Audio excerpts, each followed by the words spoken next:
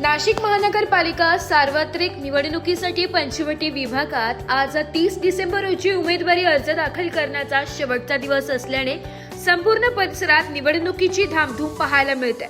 सकाळपासूनच विविध राजकीय पक्षांचे अधिकृत उमेदवार, अपक्ष उमेदवार तसेच त्यांच्या समर्थकांनी निवडणूक निर्णय अधिकारी कार्यालयात मोठ्या संख्येने हजेरी लावली आहे।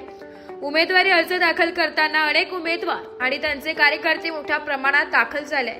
यामुळे पंचवटी परिसर पूर्णपणे राजकीय रंगात रंगून गेलाय। त्यामुळे काही काळासाठी वाहतूक कोंडी निर्माण झाली असून नागरिकांना गैरसोयीचा सामना करावा लागतोय। परिस्थिती नियंत्रणात ठेवण्यासाठी पोलीस प्रशासनाकडून चोख बंदोबस्त ठेवण्यात आलाय। निवडणूक प्रशासनाने अर्ज दाखल करताना नियमांचे काटेकोर पालन करण्याचे आवाहन केले असून विनापरवानगी मिरवणूक, गर्दी आणि ध्वनी प्रदूषण टाळण्याच्या सूचना दिल्या। तरीही शेवटच्या दिवशी अर्ज भरण्याची घाई असल्याने उत्साह आणि धावपळ मोठ्या प्रमाणात दिसून येते।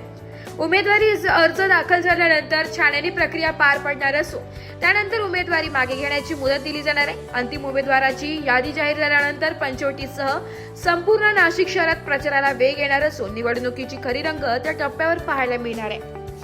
ब्युरो रिपोर्ट, नाशिक लोकशाही न्यूज, नाशिक।